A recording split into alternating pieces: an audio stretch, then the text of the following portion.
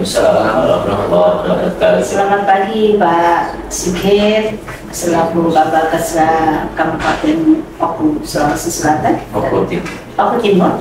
Pagi Bu. Selamat pagi juga Pak Kapolres. Pagi Bu. Luar biasa, ini suatu kebahagiaan bagi kami pagi-pagi hadir di tengah-tengah kita di Direktorat Pondok Pesantren.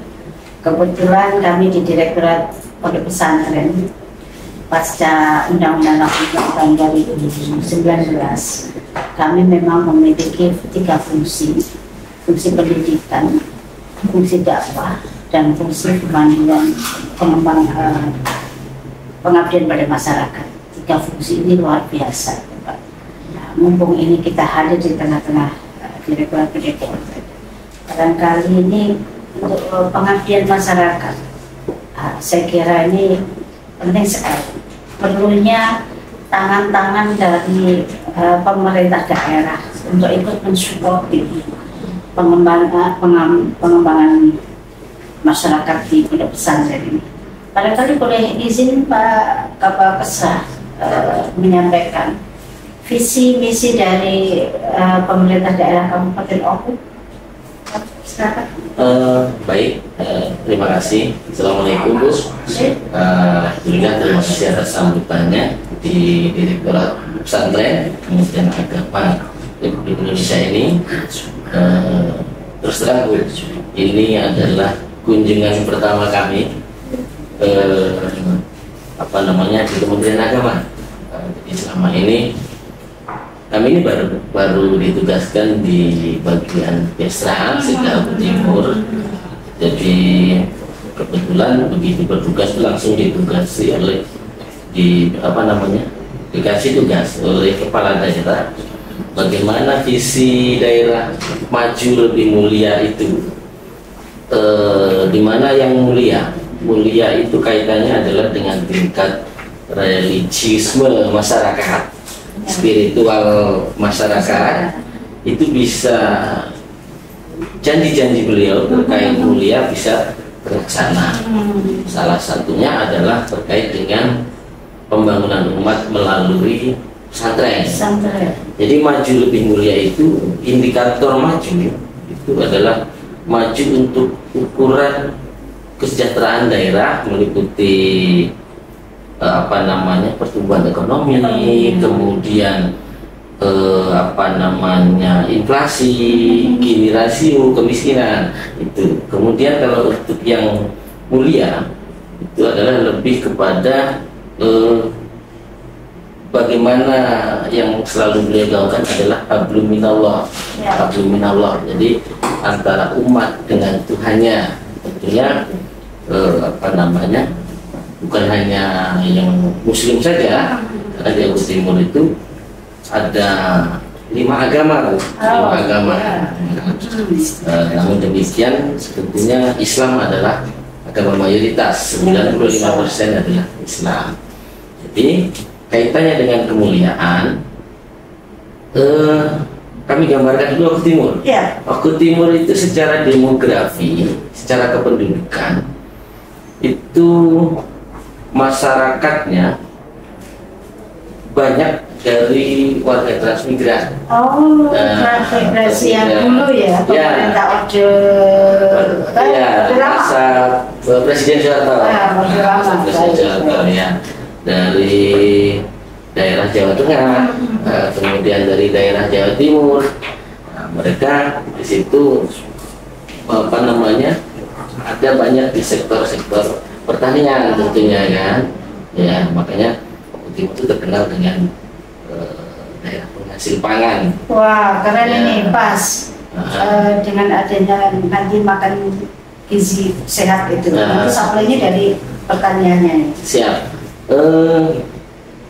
Untuk pangan Bu ya, saya pikir Oku Timur memang sangat strategis.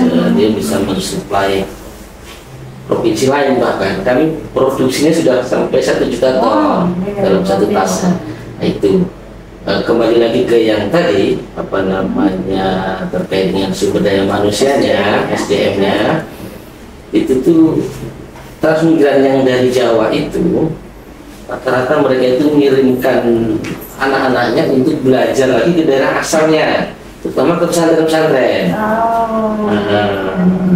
Setelah selesai pendidikan di pesantren di Jawa, kembali lagi ke daerah, bagaimana mereka mengembangkan ilmu pesantren, mengembangkan ilmu agama, dakwah juga di masyarakat, mendirikan pesantren di daerah transmigrasi tersebut. Di daerah transmigrasi. Jadi pulang dari nyantri, bangun desa, balik desa. Bangun desa. Itulah yang membuat Oku Timur itu menjadi sebuah daerah di Sumatera Selatan dengan jumlah pesantren yang terbanyak di Sumsel. Wow. Ada 136 pesantren, 112 di antara sudah punya seperti itu, Bu. Jadi akhirnya Pak Bupati menyadari itu, bahwa yang belajar di pesantren itu adalah generasi muda yang akan menjadi pemimpin daerah di masa depan. Dan itu artinya investasi kepada sumber daya manusia, kan? Investasi kepada sumber daya manusia. Akhirnya inisiasi beliau, ya sudah, bagaimana caranya kita membantu pesantren berkembang maksimal setara dengan pendidikan normal lainnya. Jadi seperti itu sih, Bu. Alhamdulillah lahirlah undang-undang pesantren, undang-undang 18 tahun 2013. Akhirnya itu kita ikuti jejak Provinsi Sumatera Selatan yang sudah mengeluarkan perda fasilitas pesantren. Provinsi Sumatera sudah. Nah, untuk Oku Timur sendiri saat ini perda itu alhamdulillah sudah ada persetujuan DPR. Sudah ada persetujuan DPR dan saat ini dalam proses untuk pengambilan nomor registrasi di Biro Hukum Provinsi dan hibah ya supaya kita punya wadah untuk membantu. Terima kasih dari Pemdanya sudah mulai ada perda, artinya sudah ada care kepada pesantren-pesantren kami. Terima kasih Bapak. Izin Pak Kang Kemenak, ini luar biasa. Dari Pemdanya sudah support adanya undang-undang perda. Artinya sudah ada perhatian dari Pemdanya untuk ke pesantren. Bagaimana kan Kemenak cara mendampingi pesantren yang tadi dikatakan ada 136 itu, apa yang dilakukan oleh kan Kemenak dalam usaha memberikan data dan pesantren yang baik sehingga kolaborasi sinergi antara Kanwil dan Kemenak dengan Pemda ini semakin simbiosa mutualismenya ada. Kami persilahkan Bapak. Terima kasih Ibu. Alhamdulillah kami ditakdirkan hadir di Direktorat Pesantren dan Masya Allah ini sesuatu yang luar biasa bagi kami keluarga besar Oku Timur yang hari ini hadir ke kami bersama dengan Bapak Kapolkes Oku Timur.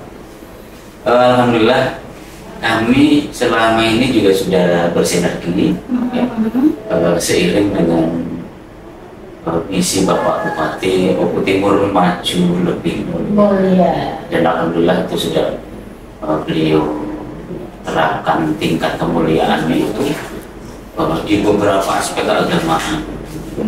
Alhamdulillah masjid juga dibantu oleh beliau, kemudian kontrak ini juga dibantu oleh beliau di beberapa aspek, kemudian haji juga difasilitasi oleh beliau, kemudian khusus pada pesantren beliau sangat perhatian sekali, diantaranya guru-guru ngaji, ustaz-ustazah itu juga diberikan insentif. Alhamdulillah, kasih Bapak. Kemudian ya alhamdulillah juga pesantren di Oku Timur ini ada beberapa Bu yang alhamdulillah sudah dapat program dari inkubasi bisnis pesantren. Mandiri pesantren. Di antaranya ya Pondok Pesantren Subul Salam itu, kemudian Nurus Salam, Sidogede, Mamba Lulu Margomulyo, dan beberapa pondok pesantren yang lain, alhamdulillah.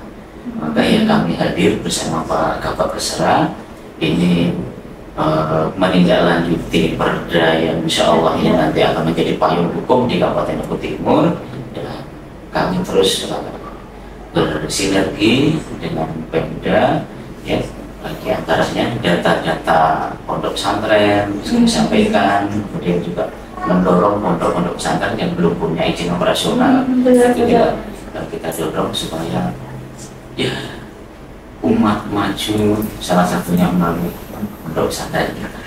Luar biasa Pak, karena memang suatu daerah itu dikatakan mulia jika memang SDM-nya, anak-anaknya itu memang berakhlak mulia.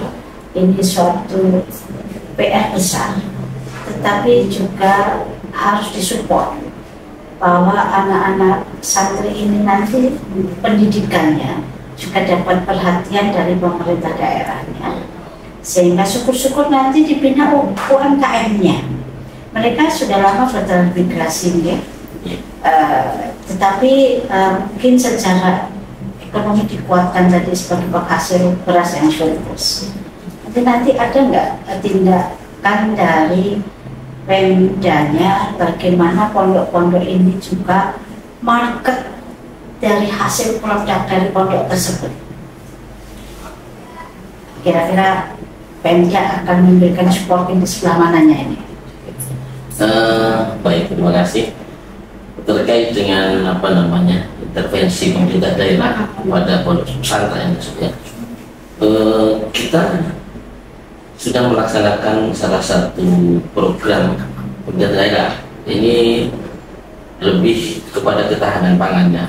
Ketahanan pangan yaitu ada program santri milenial. Santri milenial itu dalam bentuk pemberdayaan para santri, bagaimana mereka memanfaatkan pekarangan, memanfaatkan lahan pekarangan itu untuk menghasilkan produk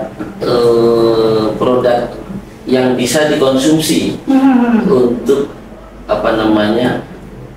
diolah di pesantren itu.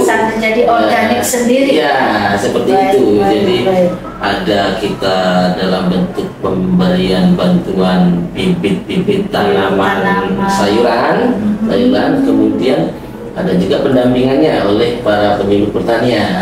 Seperti itu. Jadi bagaimana melakukan budidaya dengan baik, kemudian dengan sehat, itu. Dan selanjutnya adalah bagaimana memanfaatkan produk pekarangan itu. Kalau dia ini untuk dimanfaatkan di lingkungan pesantren itu dirasa berlebih, ya bagaimana memfasilitasi pemasarannya.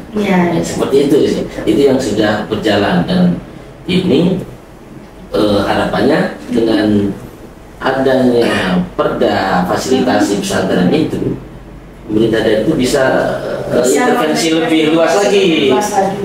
Bagaimana tadi sampaikan ada payung hukumnya. Benar. Tepat lah. Benar. Termasuk apa kata Pak Direktur tadi, bagaimana terkait dengan kesehatannya, bagaimana nanti pemerintah daerah mungkin kunjungan terkait kesehatan, kemudian pendidikannya terkait beasiswa para santri dan sebagainya. Seperti itu mungkin yang akan lahir dari perda pesantren. Menarik sekali ini Pak. Bayangan kami pesantren di Oku ini nanti pesantren yang ramah. Amin. Selain memang ramah dan juga punya mandiri, bisa kemandirian pesantren, menghidupi pesantrennya tanpa harus membuat proposal meminta-minta, tetapi dari usahanya sendiri bisa menghidupi pondok pesantren. Syukur-syukur bisa memberi beasiswa kepada santri-santri untuk melanjutkan ke jenjang yang lebih tinggi. Barangkali Pak Kemenak bisa memberikan Maka di pesantren-pesantren di sana kira-kira berapa persen yang sudah mendeklar sebagai pesantren ramah anak?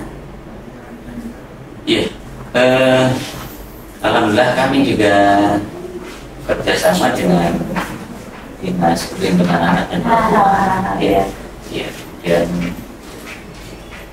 beliau dari Dinas Perlindungan Anak dan Perempuan juga bersama-sama dengan kami untuk hadir di pesantren, memberikan bimbingan arahan penyuluhan agar di pesantren berjalan dengan baik dan terhindar dari segala kekerasan, bullying dan seterusnya.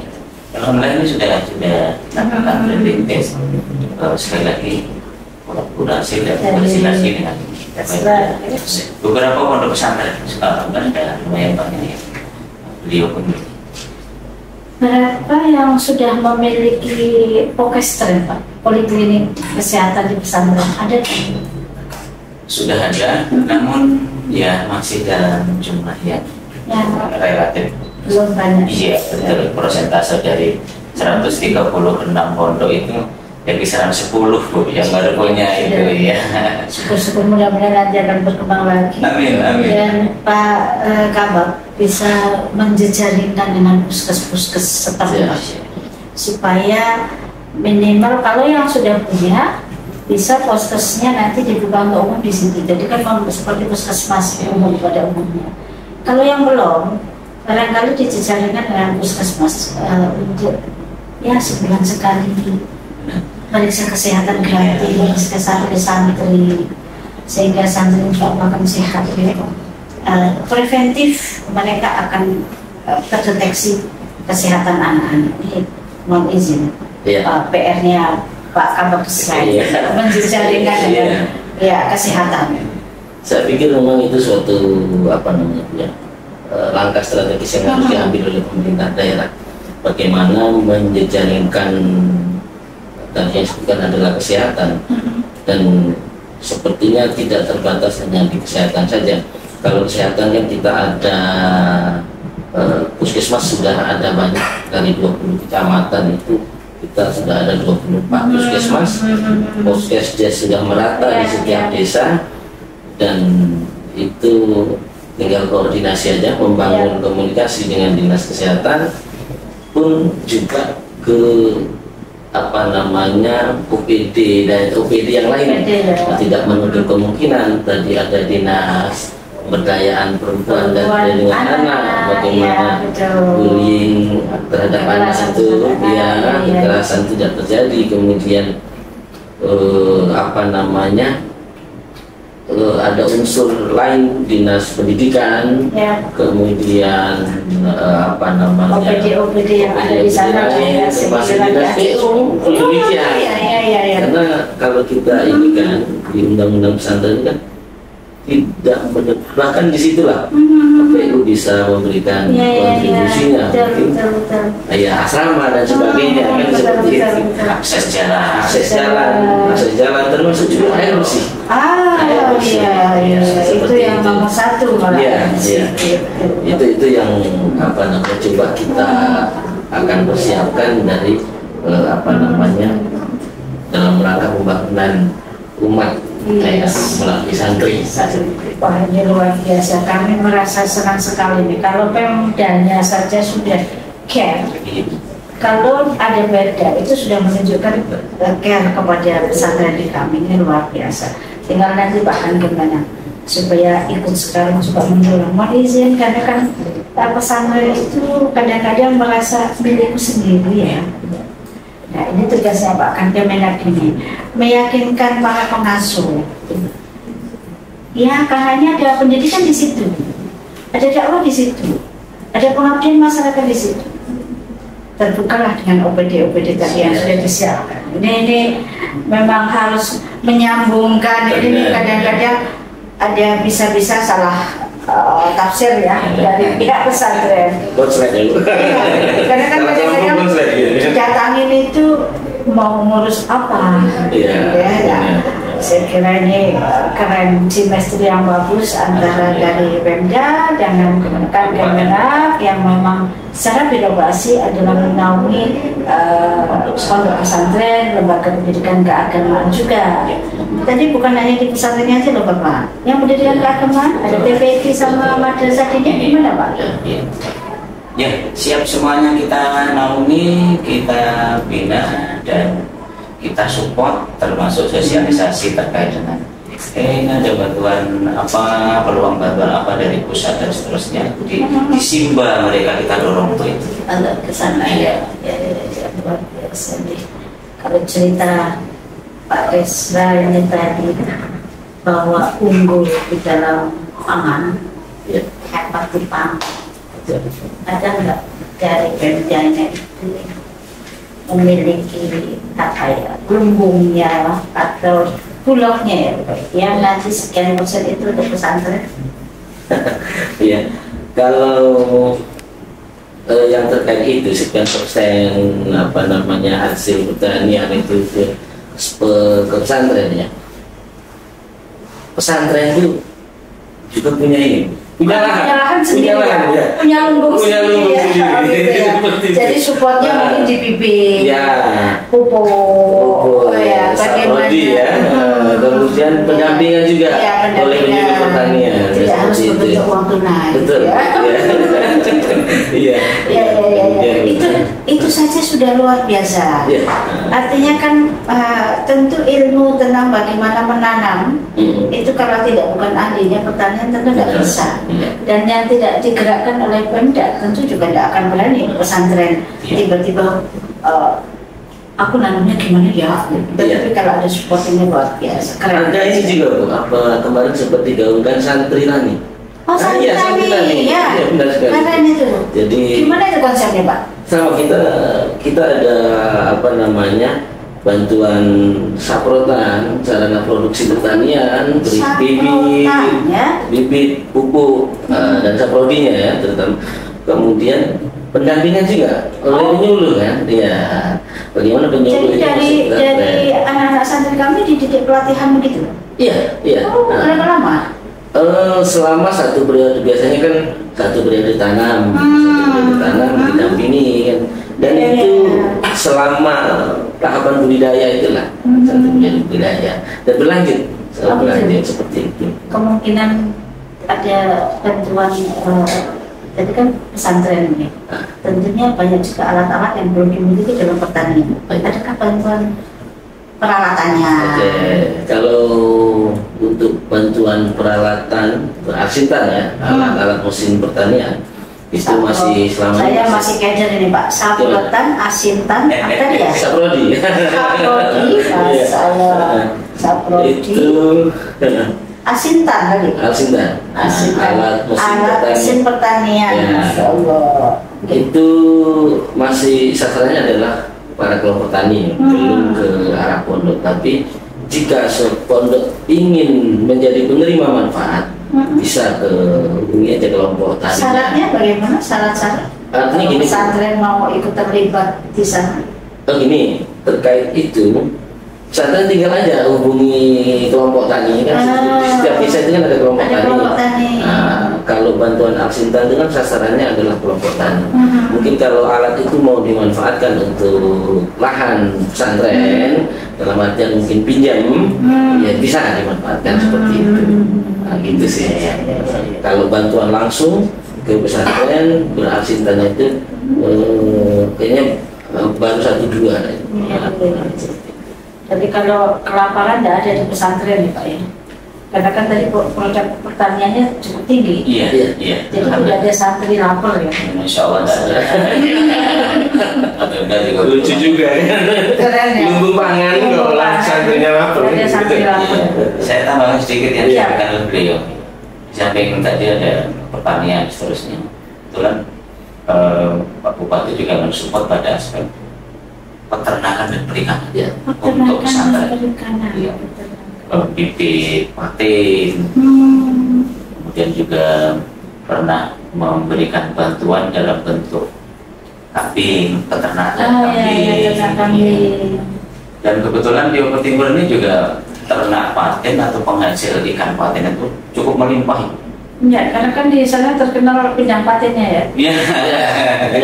Ya, akhirnya sekarang ada produk baru di sana selain pindang patin, basreng patin. Bakso goreng patin. Iya. Ikan. Keripik patin. Perlu dicoba ya Pak. Karena memang cukup melimpah penghasilan patin di sini, termasuk salah satunya ya dari beberapa pondok pesantren. Iya, iya. Apakah tadi sudah dibantu dengan patin-patin yang perikanan tadi? Pesantren mana berapa 136 pesantren tadi yang sudah bisa mensuplai ke produsen basreng, produsen warung-warung makan resto pindang patin sudah bisa mensuplai kebutuhan dari restoran-restoran itu? Ya, kebetulan kemarin dalam rangka kita Kemenak ke-79, ya, salah satu produk yang kita pasarkan itu Ibu. Wow. Iya, basreng patin di Sumatera Selatan, di Kanwil Sumatera Selatan hadir di sebuah stand ya, di stand itu di antaranya itu basreng patin, keripik patin, juga yang lain. Lagi-lagi itu dari sebagian produksinya. Pak Kabagusnya harus memberikan pelatihan packaging dengan koperasi supaya pemasaran dari pesantren, pemasarannya nih Bapak. Ini tasdiu dari kasih bibit patin, dikembangkan jadi usaha suatu basreng dan pindang serani patin. Lalu ini pemasarannya, bagaimana menurut Bapak? Koperasi atau perindustrian? Kalau terkait pemasaran, saya pikir dinas koperasi dan UMKM. Oh iya, dinas koperasi dan UMKM. Nah itu kan kemarin mereka itu sudah sering melakukan pelatihan bagaimana teknik pemasaran, kemudian juga pemasaran packaging, kemudian bagaimana produksi yang bisa diterima memenuhi standar, ada BPOM-nya, ada halalnya, seperti itu. Kolaborasi dari berbagai OPD, Pak Bupati mendorong OPD untuk melakukan kolaborasi, PIRT-nya misalnya dari dinas PTSP, kemudian dinas dimudahkan ya Pak kalau mengurus halal, mengurus tadi BPOM. Bukan hanya dimudahkan, bahkan difasilitasi. Gratis. Difasilitasi. Keren, luar biasa, mantap. Di kebijakan Pak Bupati seperti itu. PKK pun aktif turun ke pesantren, ke UMKM itu yang ini. Pak Bupatinya dengan unsur Forkompimdanya ini keren banget. Akhirnya menganggap pesantren itu bukan orang lain, tapi pesantren itu adalah anaknya, aset yang memang perlu dikembangkan, dikuatkan. Sisi pendidikannya dan juga sisi dakwah dan pengembangan masyarakatnya tadi ini luar biasa. Terima kasih sekali nih Bapak Kabagusnya, Pak Kemenak yang telah hadir di tengah-tengah kita. Saya merasa bangga dan bahagia karena pesantren mendapatkan sinergi yang baik dari pembinanya dan juga Pak Kanwil selaku pembinanya ikut juga merawat dan menjaga bahwa pesantren itu bukan hanya sekedar ngaji dan doa, tetapi juga bisa berimprovisasi kepada pengembangan ekonomi masyarakat, ekonomi kreatif masyarakatnya. Dan insya Allah akan menjadi sumber daya yang luar biasa baik untuk OKU maupun untuk Indonesia sebagai generasi muda yang memenuhi keinginan visinya dari Bapak Bupatinya bahwa akan tadi maju lebih mulia insya Allah. Saya doakan mudah-mudahan pemerintah Kabupaten Bengkulu Timur ini akan betul-betul maju lebih mulia bersama pesantren. Amin. Kita tas dulu Pak bersama-sama. Assalamualaikum warahmatullahi wabarakatuh. Waalaikumsalam warahmatullahi wabarakatuh.